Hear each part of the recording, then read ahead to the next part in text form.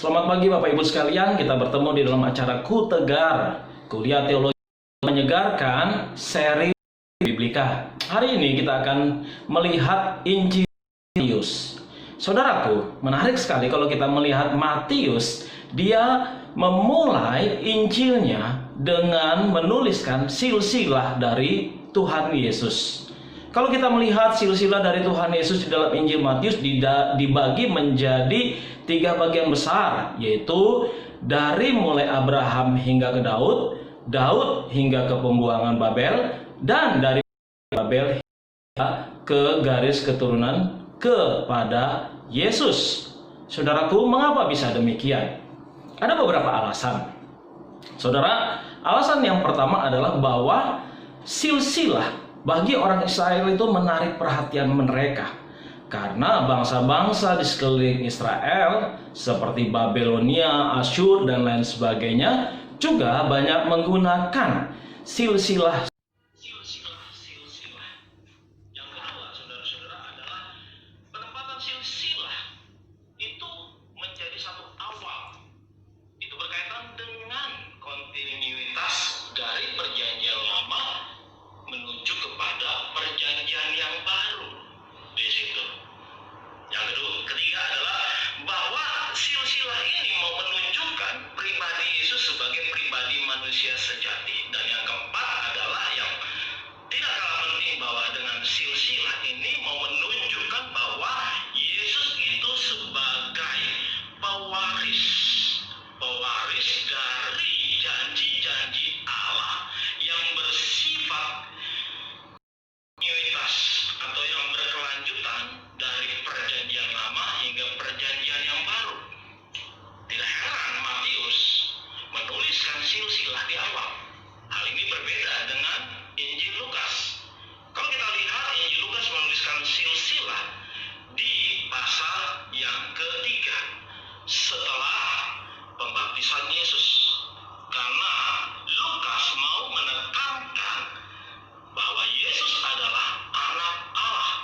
Dan kalau kita lihat Injil Lukas menuliskan silsilah Yesus dari Yusuf kepada akhirnya terakhir Adam dan anak Allah, karena Lukas mau menunjukkan bahwa Yesus adalah anak secara umum, menjadi satu gambaran yang besar dari Yesus hingga kepada Adam.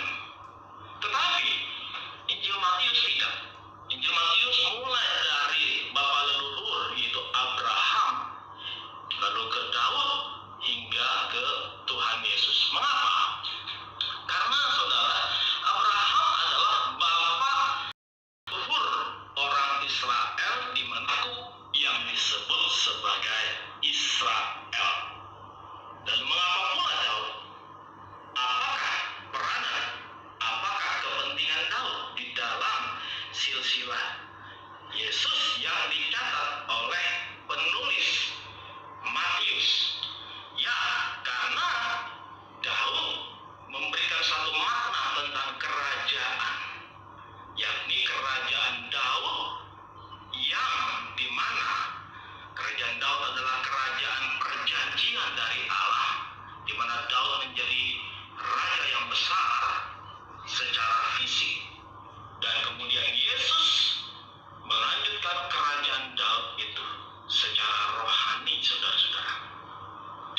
Kalau kita lihat Matius di dalam menuliskan silsilah, dia tidak memakai istilah melahirkan, saudaraku, tetapi istilah memperanakan, atau dalam bahasa Yunaninya adalah egeneson. Itu bersifat aoris, pasif, yaitu sesuatu kalimat di mana itu adalah sesuatu yang bersifat masa lampau, yang mau menunjukkan satu adopsi atau pengangkatan seseorang menjadi anak. Ada 39 kali dicatat di situ memperanakan, dan memperanakan itu adalah sesuatu pengangkatan seseorang menjadi anak. Bukan peristiwa kelahirannya yang disorot oleh Matius. Bukan tokohnya yang dilahirkan, tetapi pengangkatan si tokoh itu menjadi bapa leluhur dari Yesus Kristus.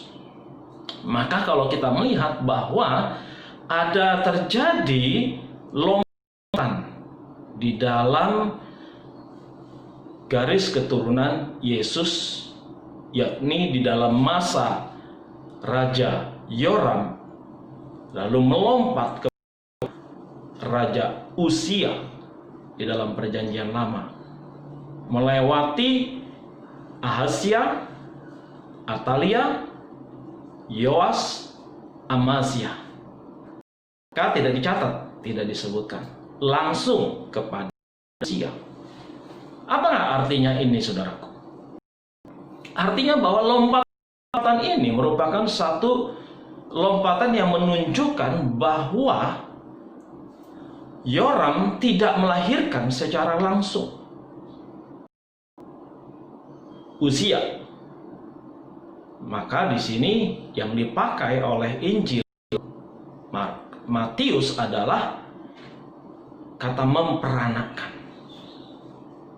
Kata memperanakan ini sangatlah sesuatu kata yang penting sekali, yang menunjukkan bahwa silsilah itu adalah garis keturunan di mana satu orang leluhur memperanakan anak-anaknya, cucu-cucunya, dan mengangkat mereka menjadi anak di dalam istilah memperanakan.